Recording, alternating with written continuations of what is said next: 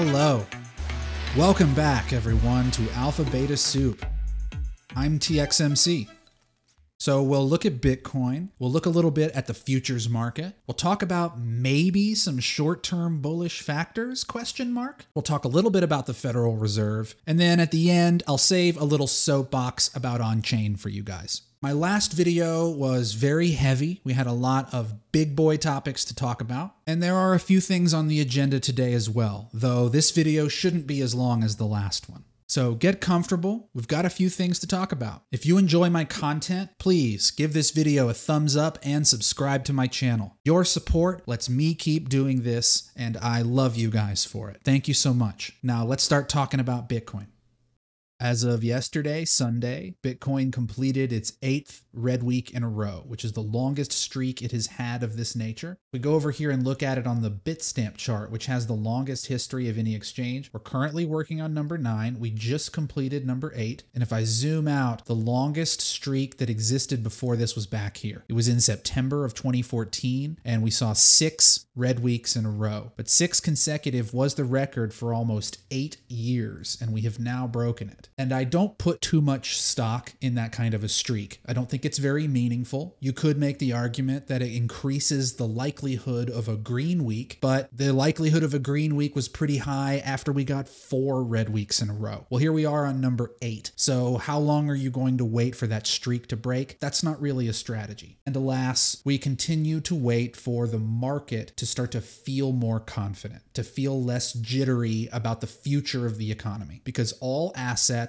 are tied together now. Bitcoin is not operating in a vacuum, so whatever's going on over there in equities is very important to what happens to Bitcoin over the next few months. But you know, there are some things stacking up here that could suggest to us maybe we get a relief rally, maybe we get a bounce. It's anyone's guess as to how high it goes, and it could be easily spoiled by any number of economic factors that could unfold in a matter of moments. But it is worth pointing out some of the factors that could encourage at least a positive move amidst this greater sell down. The first of those is just how impressively Bitcoin has been clawing to its 2021 lows here. This is a really significant area to hold on to, and you can see the momentum has really been slowing down here over the last couple of candles after the Luna debacle of 10 days ago. So we may be seeing the beginnings of a curl here. Perhaps the Luna wick was the low, but that isn't my base case as of yet. I do think that at some point we will find our way back down here based simply on the outlook over the next few months. You know, at least through September, I think it's a little too early to expect sustained upside. Any kind of rally that develops is likely to be sold into.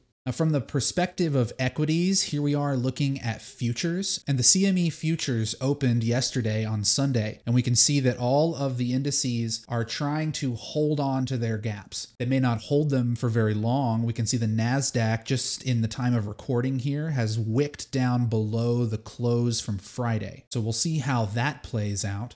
Though there are some other bullish factors that we could sprinkle in here. The DXY, for example, is curling off of macro resistance from the high back here in 2017. It broke through it and is pulled back. And when the dollar is pulling back and declining, that's good for assets, particularly risk. So if the dollar is not intent on continuing its breakout here, if it consolidates or even pulls back from this high time frame resistance level, that would be good for assets in the short term. Because the dollar is the denominator of our asset valuations. So when the dollar is rising, the numerator, that is the price of whatever asset we're looking at, gets weaker. So we need the dollar to not go on a rally if we expect assets to be able to perform. So short term, there is some pullback here in the DXY. I don't know if you'd call it weakness because, I mean, look at it. It's been ripping. And there's a chance that after it makes a move here, it breaks up even higher, which would not be good for any asset valuations, though we aren't there yet, and in this process, we're currently pulling back. Likewise, if we look at bond yields, they are also pulling back off of high time frame resistance. So here's the 2-year Treasury yield, tried to get up to the previous high back here around 2.9, stalled out, and is now curling over. Same thing for the 5-year. It actually reached its high time frame resistance from back here in 2018. Same thing for the 10-year. All curling. You see this action here? That's suggesting that the recent rally in bond yields, which is akin to the sell-off of bonds. Remember, when people sell a bond, the yield on it goes higher. When people buy bonds, the yields come down. So this swift rise in bond yields is showing a massive sell-off in this market. However, it did not reach a full breakout and is now curling back down. This is possibly a sign that bonds have tightened as far as they can go in this stage of the drawdown. Now, if the economy continues to deteriorate, if some other events unfold that we're not prepared for, bonds could break out. And if they break out of high time frame resistance, that would mean a new rate paradigm. Because if you go back in history, here we're just looking at the 2-year, but this applies to all bond yields. You can see it on the 10-year. They perpetually set lower highs. And this is a regime that has perpetuated for 40 years. Part of this is the nature of the debt-based monetary system. It's difficult to raise the cost of capital epoch over epoch in a system that is functioning fully on liquidity and easy credit. A debt-based system can't sustain high borrowing costs for extended periods of time, or it makes the debt unserviceable. So if we were to see bonds actually break above their previous high, it would break a 40-year paradigm that began in 1980, and it would spell serious trouble for the debt markets. We'd probably begin to see rumblings of sovereign defaults, particularly in emerging markets where they have a lot of dollar-denominated debt and they need dollars for trade. But those countries do not have the exorbitant luxury of being able to print dollars to service their debt the way the United States is. So when we experience inflation, in many ways, we outsource that inflation to the rest of the world who needs our dollars for commerce and to service debt, but does not have the privilege of creating that money. So I say all of that to tell you that it looks like, at least in the interim, bond yields have reached their maximum. Now, I'm not here to tell you they won't go higher. I am far from a bond expert. However, the paradigm is clear, and the reasons for it to exist are obvious. We have a debt-based system, and these rates govern the underlying cost of that debt. So we're seeing bond yields curling off of high time frame resistance, the long bond curling, the 5-year curling, the 2-year, which is the most sensitive to policy, curling heavily, didn't even reach the high. So if we're going to see bonds pull back a little bit here, if they're going to slow their meteoric rise, if that's going to happen also while the dollar is pulling back from high time frame resistance, not quite ready to break out, though it does seem likely to at some point, these ingredients are setting up, at least in the short term, to make it possible for us to see some upside as we're curling here along the 2021 lows. I wouldn't make this my highest probability case. I think there's too much uncertainty in the market to bet on upside. But if you're looking for short-term edge, these are some of the factors I would consider.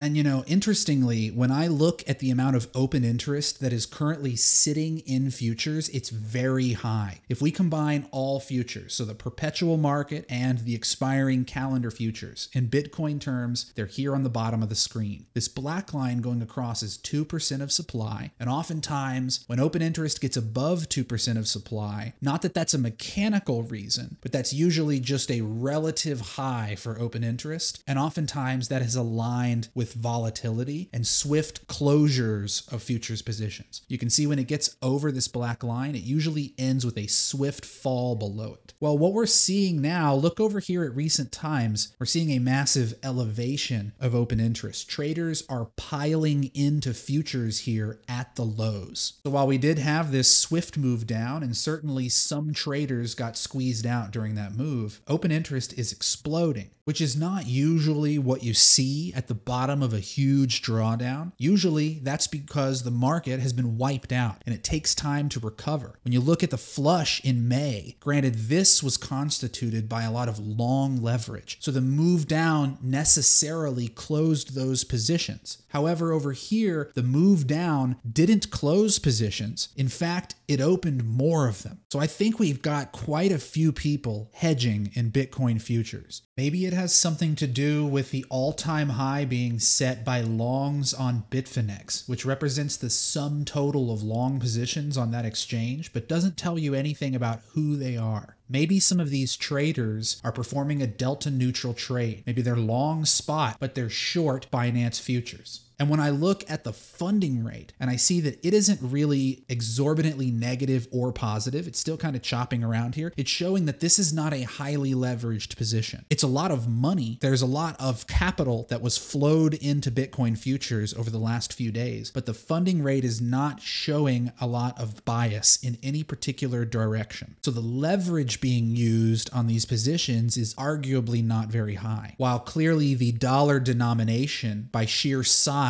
is very high. We're looking at 40 or 50,000 Bitcoin just right here in the last few days based on my axis over here. So there's obviously a lot of activity still going on in futures. I do think it makes it ripe for volatility if we are to get any kind of move out of this very condensed price range. You know, like let's say we start to break out of this little range that we're in right here. The high is around 31.5. If we get back over this level, it'll be really interesting to see what happens in futures and if some of those positions start closing with any kind of swiftness. Because this is an impressively large size of positions in futures right now. As far as I know, it's the highest we've ever had in Bitcoin terms. So it's something to keep our eye on over the next couple of weeks to see how it responds to whatever market moves we get. And I think as far as market moves go, there are a few news items that it's worth being aware of this week that may see reactions from the market. So this week, we've got a packed schedule of economic indicators and speakers from various central banks. This morning, as I'm recording this, Governor Bailey from the Bank of England is speaking. I don't know what they're saying. Tomorrow, we get comments from Jerome Powell and from Christine Lagarde, the president of the European Central Bank. We're likely to hear more of the same out of Powell, but it'll be interesting to get any of his comments over what's transpired in the last week since he gave his interview on Marketplace, which is the interview that we reviewed in detail on the previous video. I'll leave a link down below. I highly encourage all of you to watch my previous video. It's about the wealth effect, and it's about my thesis on what I believe the Fed is trying to accomplish here. Wednesday, we also get the FOMC meeting minutes from earlier this month. We find out what they actually discussed in that meeting, and those are always fun to kind of pick apart and hear what people think about them. We also get core retail sales and preliminary GDP numbers on Thursday. Those will be really interesting to watch, in addition to home sales, because we've been watching a weakening consumer over the last couple of weeks, and the consumer powers GDP. It's critical that the economy keeps a close eye on things like retail sales and new home sales, because they'll give us insight into just how much buying power the consumer is still throwing around. And those kinds of changes, if we see significant weakness in the consumer, really will put the Federal Reserve in a tight spot if we're not seeing inflation subsiding dramatically alongside it. And we don't get another inflation print until June. So there's a couple more weeks to go. But I do believe that the Fed is probably aware of whatever these preliminary GDP numbers look like. So if Jerome Powell comes out on Tuesday and he starts talking in any kind of surprise dovish way, it may suggest that the preview of GDP is not very rosy. So we'll have to see. This is just a guess on my part, but I wanted to put it out there. Also coming up this week, worth mentioning are some earnings reports which will feed into the retail narrative. Best Buy, Costco, Dollar General, and Alibaba are all reporting this week. They all look at a different type of consumer, so that'll be good to look for, as well as Nvidia earnings. Nvidia is a major consumer of semiconductors, and they have a way of often beating estimates. So we'll have to look at how their business is doing. They've had a recent reshelving of a lot of their inventory. For a while, you couldn't get any of their graphics cards, but now if you go into Walmart or Target, you find them everywhere. So they've shored up some of those issues. I'm curious to see what their Q1 sales looked like. like, as they are a big player in the market. But I think that from a policy perspective, if we're going to talk about what I think the Fed might do the next couple of months, barring some kind of a major surprise, you always have to couch these things with uncertainty can happen, right? Unknowns can play out. But if we assume relative status quo for the rest of the summer, I believe that the Fed is pretty much locked into what it wants to do through September, based on the wording that Jerome Powell has used about how data dependent they want to be. And then we look at some of these comments here. These comments come from Loretta Mester. She's the Cleveland Fed president, and she's one of the more hawkish of the governors. She gave these comments last Friday, and in them she says, inflation will need to move lower for several months before we can conclude that it has peaked, and that we would be ready to consider faster rate hikes by the September meeting if data does not improve. We need to see several months of sustained downward monthly readings in inflation before we can conclude it has peaked. Broad support for half-point rate increases at June and July meetings exist. So this is what I believe they're saying. For June and July, we have broad consensus that we want to raise the federal funds rate 50 basis points each time. That would be a full 1% raise in the federal fund rate, and where it currently sits around 0.75 to 1 would put it around 1.75 to 2%. They also insist upon seeing inflation coming down for several months. And recall that inflation is only updated once per month, and it is a year-over-year comparison to the month from the previous year. So it is a slow-moving metric on a lag that they are not updated for but once per month. The next CPI report arrives on June 10th, and the one after that is the first week of July. If those two inflation prints are lower, if we see 7.9% and then 7.6%, something like that, by the time we get to September, if retail has continued to weaken, if margin pressures have increased, companies are complaining about wanting to pass costs along, their inventories are bloated, there's whispers of layoffs, Amazon and Walmart are complaining they have too many employees. If all that stuff starts to unwind and inflation is coming down, by the time we get to September, the Fed may back off to 25 basis point hikes. Now remember, quantitative tightening begins next month, and I don't believe that they have any appetite to pull back on that plan, because in their minds they need to lower the balance sheet. It is exorbitantly high, and they're using this opportunity to do that. And I don't believe they have much appetite for reversing it, barring a gross invalidation from the market, some kind of credit blowout, something along those lines. So what they're looking at, their number one indicator, is inflation. And they've already stated they believe the labor market can handle some more tightness, which means they believe the labor market can handle some layoffs. They believe that people can lose their jobs and will be okay. And so we have to remember that that's their perspective. They're not trying to make people lose their jobs, but they understand it's a natural byproduct of what they're doing, and they believe they've got some wiggle room before it becomes a serious problem. We talked about all this in the last video, and it stands true now. And I think that over the next couple of months, it will be difficult to expect sustained upside in markets as long as the Fed continues to slow walk us in this tightening schedule. And they've stated, as we're looking at here on the screen, they need a couple of months of inflation coming down before they would even consider that perhaps it has peaked. So that's what I think we're looking at for the summer. I just have to be honest about what I'm seeing. And at the moment, there isn't a lot of upside narrative to be bought. And the contrarian trade is not one to take in this environment, I would say.